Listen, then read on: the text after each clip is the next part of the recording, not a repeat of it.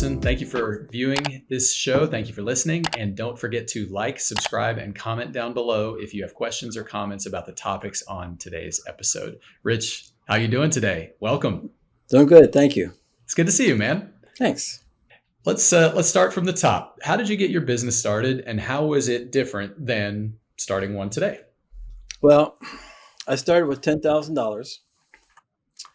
And what I did was, I got to tell you the story behind it though. I was regional sales manager for a company up in New Jersey, came back to Maryland, and my wife was pregnant, getting ready to have a child. And I got my old job back and filed for my license. My license came in February 7th. My daughter was born February 9th.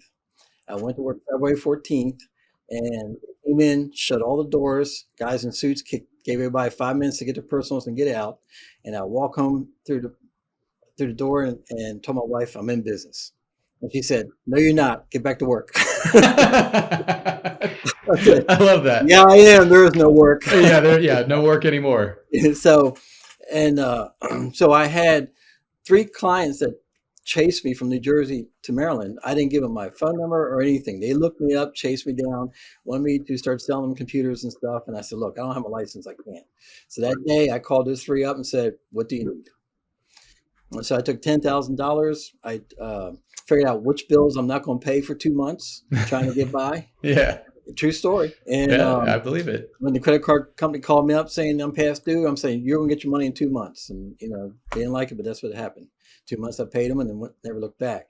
But the issue is I didn't collect a paycheck for 2 years. We lived off my wife's paycheck for 2 years. It took that long to get the business up and running. So that's pretty much how I got started. But today, for somebody to try to start a business today, the barrier to entry is just so high. They're going to have a minimum of $100,000 due to all recurring expenses that go on. You got to figure back then, I had a reasonable lease. Utilities weren't that much. Insurance wasn't that much, and I had a tiny landline bill. So it was easy because I didn't have any recurring expenses to get started. Today, you got web page hosting, you got cell phones, you got emails, you got any industry software that you want, an application that you need to run, like any accounting or anything like that, or anything proprietary to the industry. This subscription based. You got to pay monthly for that software package. Microsoft Office, got to pay for that each month. Threat protection software. You got off-site data backup that you got to cover. You got 2-factor authentication now. You got VoIP office phones, and they're leased. You got credit card fees. Now, on top of that, you got to have cyber insurance and employee liability insurance, stuff I never had to have when I got started. So it's a huge barrier trying to start a company today. So would you say that, it's as much about access to capital as it is about having a great idea or solving a compelling market need? Well, that's one of the things. You got to have a niche.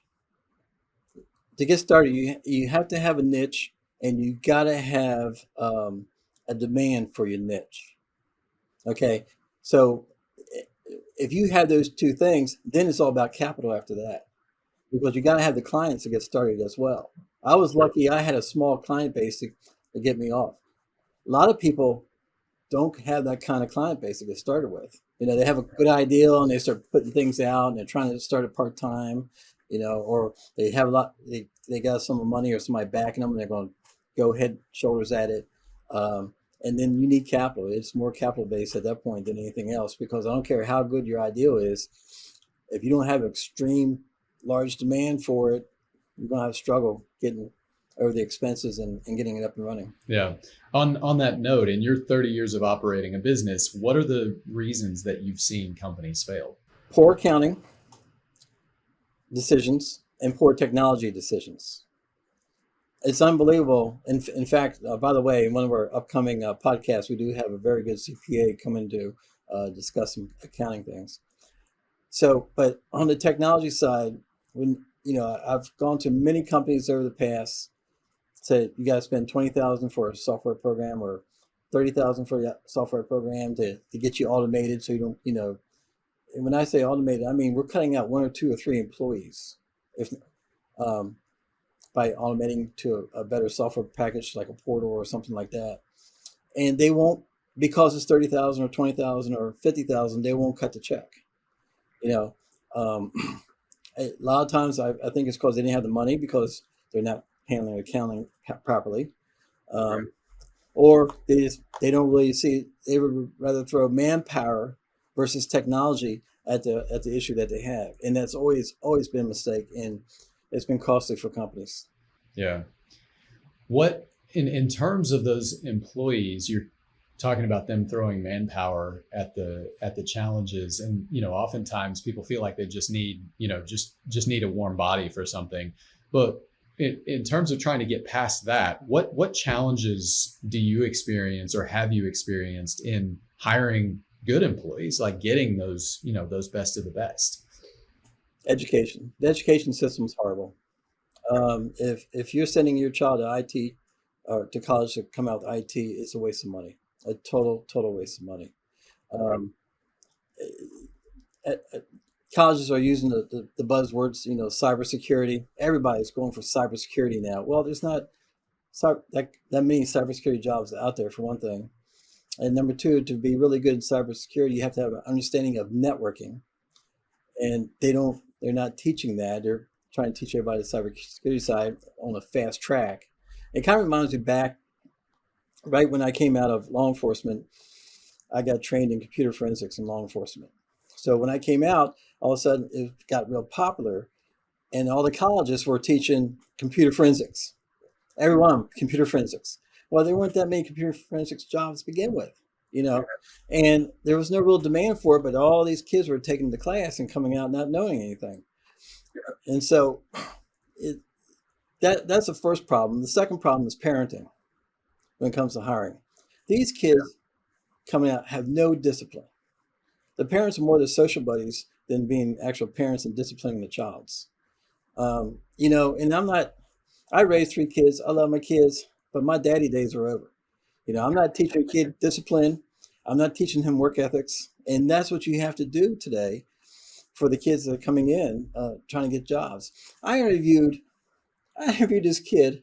He was referred to me by one of my clients. I said, okay, I'll interview him. So his mom sent him in. He's 28 years old, living at home in the basement. Hadn't worked for 3 years. And of course, she's a single mother. So I looked at him and said, you haven't worked for 3 years? I mean, you haven't done Will Rogers or grocery store, Starbucks, nothing? He said, nope, nope. I said, what you do with all your time? That's a lot of time. And he said, well, I went back to school. That's okay. What classes did you take? In 3 years, he had three classes. I mean, give me a break. Those kids, they don't want to work. They have no drive. And I'm not saying all of them across the board, but there's a good many of them that have no drive, and they're expecting handouts and a trophy. And another thing is, I have issues with hiring people. We give a quiz, and I recommend everybody who wants to hire somebody, give them something that they have to, and that they have to give you something back in writing.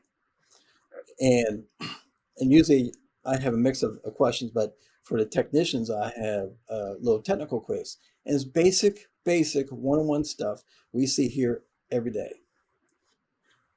I am telling you, and when I put them in the conference room, and the conference room has a camera, you don't see the camera. It's there, you just don't see it. I am telling you, 6 out of 10 of these kids will cheat on that test. Even though on the top, it's got highlighted in yellow, no electronic devices permitted. When the girls hand them the test, they said, you're not allowed to use your phone or any electronic devices. So they look around, don't see any cameras, put their phone on their lap, and try to find the answers. It's just unbelievable, the ethics of these kids today coming in and trying. And it's not, I don't say just kids. I got 40 and 50-year-olds doing the same thing. I can't afford that in my industry because they're in my client's system seeing the most sensitive information. So I got to have somebody who has character and who I can trust. And you don't find them today at all. I mean, here's my stats. I have to interview 25 to 30 people just to hire one. I have to hire 10 people to keep one long term. So if you do the math, I'm interviewing 300 people just to find one long-term engineer. That's the truth. What a waste of time. What a waste of time. In 2023, in 2023, I had 135% turnover of my engineering staff. The average was 2 to 6 months that they lasted. I understand I'm not the easiest guy in the world to work for. I give you that. But man, I got really good technicians been with me for a really long time. They're stellar technicians. And the reason why I let these people go was not because of skill level. That skill level had nothing to do with it. Well, I take that back. Some of them just weren't catching on, didn't have the aptitude. But majority of the time is some other issue, underlying issue about their personality or something like that, or their work ethics. Mostly it's work ethics, 80% of it, that I have to let them go. And Brian Tracy, I always had, it took me a long time to get good at terminating, and I take it very seriously, by the way. I know I'm affecting somebody's livelihood. So I'm not quick draw at it. But Brian Tracy asked a group of people one time, when do you terminate somebody? The answer is when you first think about it. If you don't terminate them when you first think about it, they cost you dearly. Some of them may even come back and sue you because you kept them around so long and there was so many issues and so many problems. He's saying that when you think about somebody, and they're not going to work out, they're not going to work out. Get rid of them. And that's why they only been lasting 2 to 6 months, because I got the Brian Tracy attitude. I'm not going to let anything happen to my company. And so, and the way I find good employees, as we just talked about, I give them an exam. It's kind of mixed social and psychological. I ask them questions like, why should we hire you? What do you like about your last position? What you don't like about your last position? What kind of salary are you expecting to make first year? What's your greatest accomplishment? Those kind of questions. And you'd be surprised some of the answers we get just from those questions. Second thing, the way I find a good employee is I scrutinize the resume. Now, I have a little advantage because I have a law enforcement background. I had an interrogation class.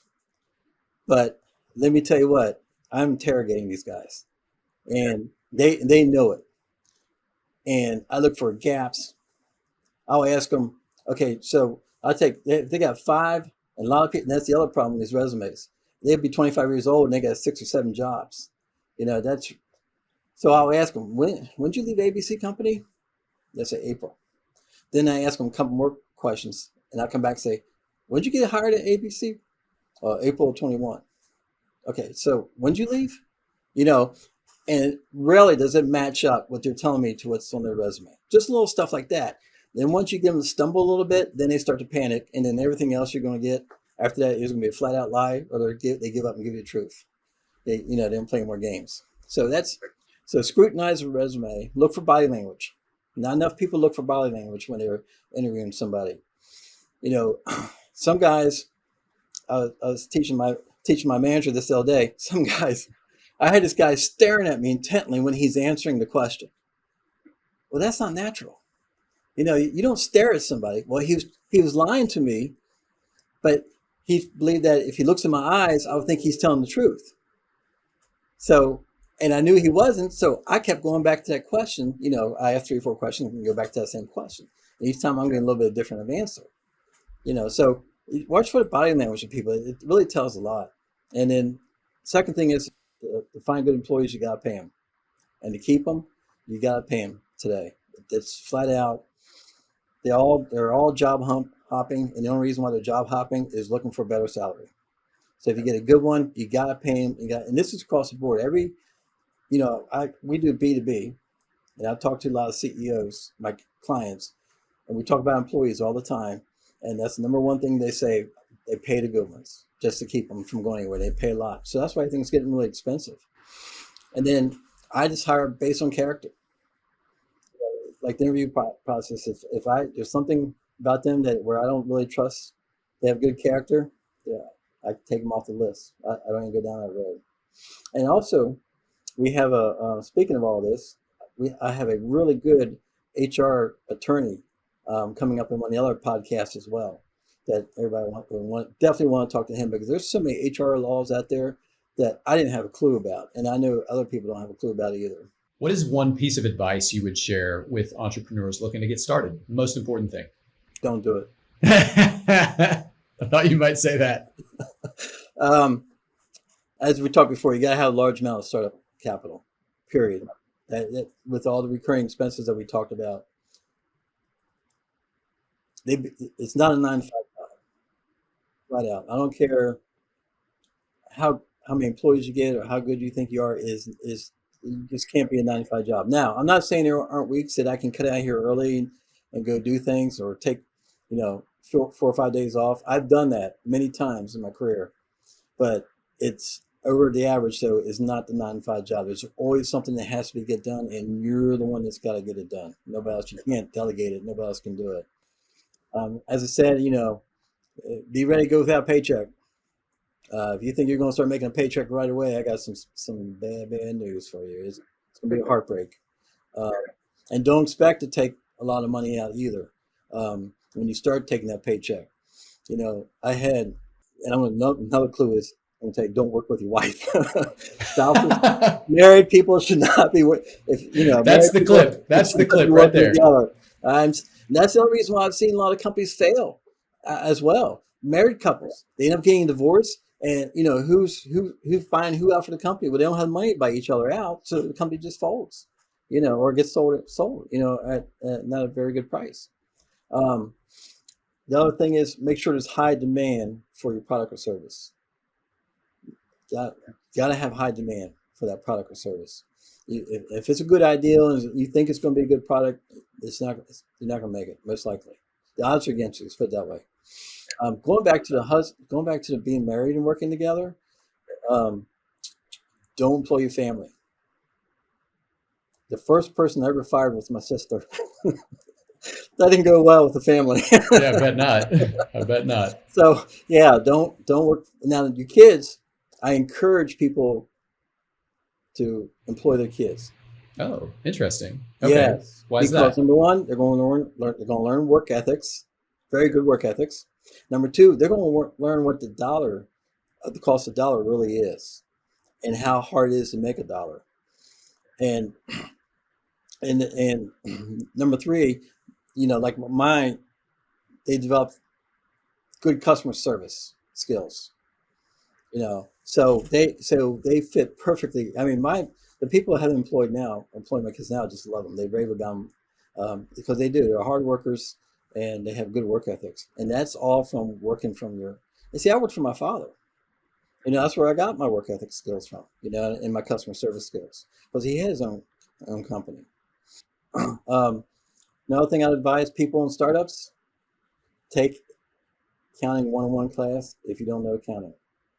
Don't trust anybody else to do your accounting, and that's something you must understand, because if you don't control your finances, it's really hard to survive in business, period. Most startups know their niche, have a good niche, but they're horrible business managers. That's why you got to take some accounting and some business. Just get a feel for it as well, to have a good understanding how to run a business. If you're going to be B2Bs, business to business startup, then you need to make your business look larger than what it really is. You got to have a real professional website. You got to have somebody answering the phone, or you answering the phone, or whatever, but you got to look like a professional company, looking for a professional company. And then control your costs. The cost is going to be hard, as we talked about all these subscription fees. Cost is going to be number one, the hardest thing to control when you start a business. It's going to come at you from everywhere. Every time you turn around, you got something you have to pay that you weren't expecting. If you want to learn more about computer enhancement systems, make sure to head to cesitservice.com. Link in the description. In terms of controlling costs, should companies keep their data at the office or move it to the cloud? And what are the risk factors with either scenario? That's a great question. That's what we're trying to, we got a lot of clients now asking that same question. And it's, again, it comes down to a real cost factor. Because once you start that subscription and you get all your data up on the cloud, and you decide you don't like the cloud, how are you going to get it back down? How are you going to rebuild that server and get everything back in operational in place like you had it? So depending on what the software package is that you're trying to move to the cloud, that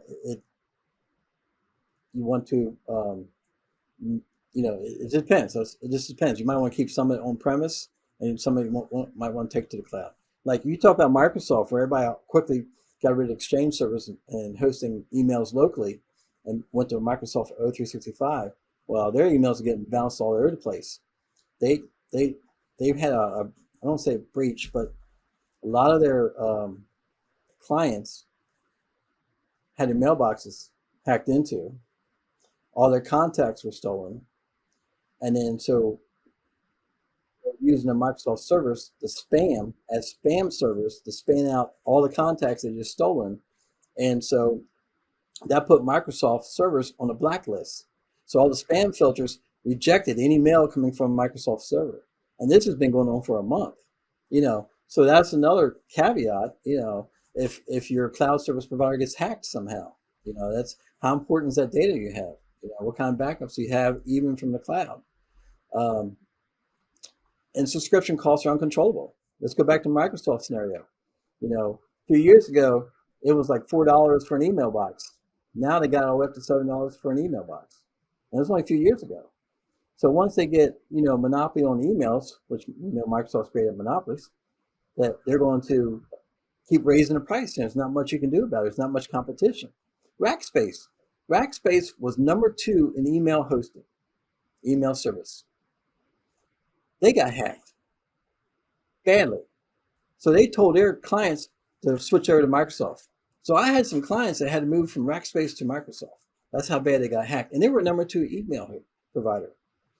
So, the cloud is not safe. And I'm not against the cloud because, I'm in the business. We have a data center. We do cloud hosting stuff. We host data as well. We provide email service as well. So I'm not totally against it, but there is a risk as well as going to the cloud. It's not safe and it is costly. Sometimes, depending on what data you're putting up, it's better just have a server in-house, keep it there on premise and not worry about it, and pay to keep the updates. But then if you do that, now you're going to have to put some money into your network infrastructure, and cybersecurity becomes a real issue because now that server's talking to the internet and people are trying to get in from the internet to your server. So you have to have real good firewalling, filtering. It opens up a whole nother can of worms if you keep it on premise. What about staff? Should companies be hiring internal IT support staff or outsourcing to an MSP, managed service provider? That's one of the biggest things we do right now is coming in and taking over IT staff. The people are either the IT staff is leaving or people are letting them go, and we're coming in and controlling the entire network infrastructure. Reason why, it's a couple of reasons. One, the internal IT staff was not doing a good job. 2, cost. So when you outsource an IT staff, like we can take over an IT staff for 1/3 of the cost of what they're paying for that staff. I mean, it's serious money. And plus, you get more expertise, you get better service. There's no sick days or holidays to be missed. So it really controls your costs. So, and I'm not saying it because I got an IT hat on right now, but it really is better to outsource your IT if you find a good IT company that is responsive to you. When I say responsive, I mean when somebody puts in a ticket within 5 or 10 minutes, they're in the system working on a ticket. Not 2 hours later, not the next day. That's not worth it. Then that's not. You might as well keep an internal IT staff. They can get to it that quickly. Cybersecurity, is that just a buzzword? Like what is it? What is that to you? It's only a buzzword of college courses, college degrees. Other than that, when you talk about business, cybersecurity, it's a big issue with ransomware and everything else. And everybody thinks my business is too small to be hacked. Well, it's not. It's not that they're coming looking for your business. It's the fact that one of your employees clicked on something that they shouldn't have clicked on, or responded to something they shouldn't have responded to, or else you got a you're not keeping up with your security patches on your servers and your workstations and your software applications, and there's a hole, and they get in through the hole. They find it and get in through the hole of the software not being patched. That's why cybersecurity is so important, because you have to keep up with all that stuff. You have to have a good firewall on your network. You gotta have when I say firewall, I'm talking about a router as well. The router and firewall is one unit, So and they have to be maintained. You just can't put a firewall in place and let it go, because the things change all the time. Hacking's consistent, and you have to have somebody who knows how to control all the ports. And the ports are like doors of the house. These doors got to be shut. And if you got a door open, then the thief's going to get in. And that's the same way. You got a port open that shouldn't be open. They're going to find it through a port sniffer program, and they're going to get in. Yeah, you hear a lot about companies getting hacked and temporarily being shut down or suffering loss of confidential client information, kind of like you alluded to earlier. How is it that so many companies are experiencing so many data breaches? Is it being hacked? Like, what does it usually look like? You talked about ransomware earlier. Like, how does that transpire? Well, it's just like I just mentioned a couple minutes ago. Somebody let them in, or somebody who's controlling the IT equipment didn't do the proper patching or update, or kept up with the firewall, or put a firewall filter. I can't get over how many firewalls are out there that don't have firewall filter on top of it to help to read the traffic that's coming in and out and control the traffic. So if you have a good firewall filter on it, and somebody's constantly pinging your router trying to get into it, it actually block that IP address. And they're trying to get in through what's called brute force. So it's putting a wall between you and them. Well, if you don't have that filter on, which most don't, they're going to keep pinging and pinging and pinging until they finally find a port open, and then they get in through it that way, and through brute force. So that's how we're getting into these bigger companies, as well as the smaller ones. And again, it's the employees. Employees are letting a lot of people in, just clicking on, what they shouldn't be clicking on. And so, you can't blame them, because sometimes they'll get emails or a phishing attack, and the email will say, Microsoft wants you to change your password, click here. And it looks like a Microsoft email. You really can't tell the difference. So they just click and they go. Well, they just open the door. They go to a malicious website. It looks like a legit website, but it ends up being a malicious website, and they start downloading that way. And I'm going to do a customer service announcement. Microsoft will not call you, nor do they want you calling them. When have you called Microsoft and somebody answered the phone? Never. Not one time. No. They don't have people. You can't even find a Microsoft phone number. I challenge somebody to find me Microsoft's phone number in Washington. You won't find it. You can't find it. It's all a scam. They're not going to put a pop-up on the machine, a pop-up here number and say, call us for Microsoft. My own dad. I'm in the business. My mom walks in his room and he's on the phone. She goes, who are you on the phone with? Microsoft. They say I got a problem with my computer. Hang up. Your son's in the business. Hang up. Wait, they say I got a problem. Hang up. I'm in the business. It's just, and the scams are getting so good. You just can't tell. I mean, I'm doing it every day, and I get some emails like, I got to question myself, if this is a phishing email or not. So, and every company should have phishing training for their employees. That is a must.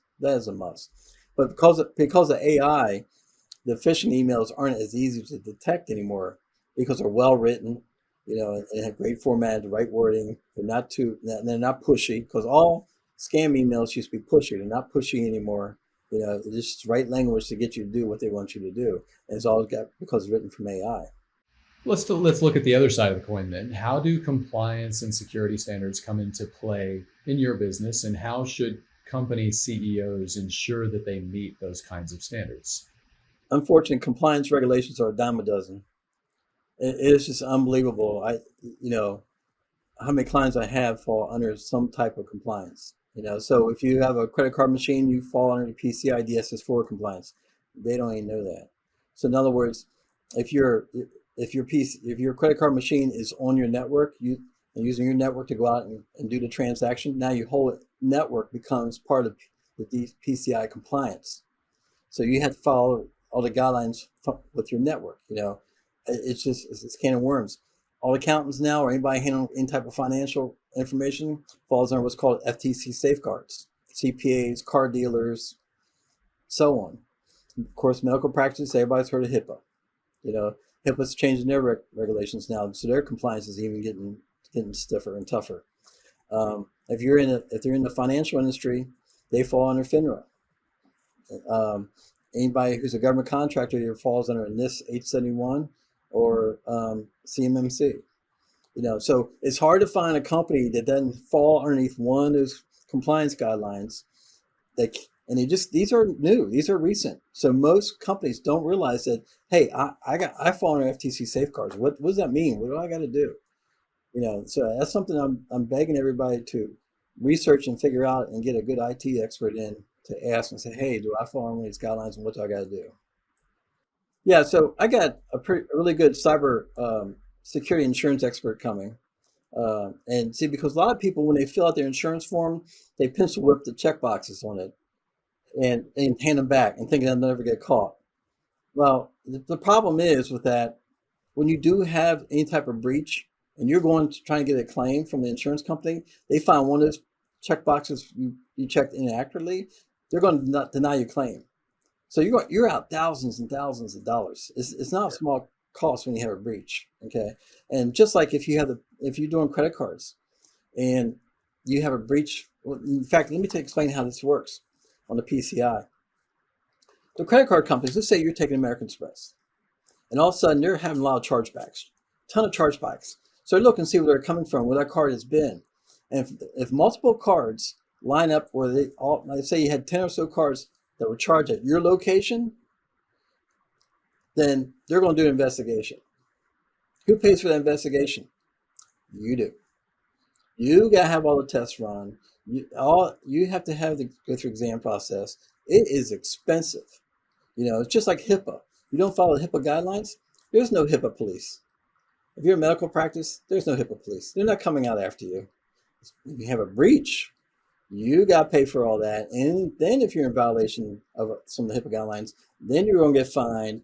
It's just a ton of money that you're going to lose. And so I just can't get around how many doctors' offices think that, they're not worried about HIPAA because they're too small.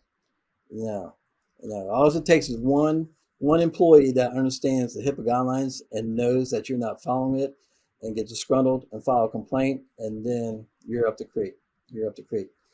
And then also we'll have, as I talked about, the attorneys. That's going to be a big one coming up, because all the HR rules that are out there that we just don't have a clue about.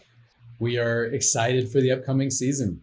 Thank you for checking out the show. Don't forget to like, subscribe, and comment down below. If you want to reach Rich, he's on Twitter at Rich Robertson1, or X, I should say. He's on X at Rich Robertson1. To learn more about computer enhancement systems, go to cesitservice.com. Link in the description. Rich, thank you so much for your time today. We really appreciate it. Yep, thank you for doing this. Enjoyed. Looking forward to it.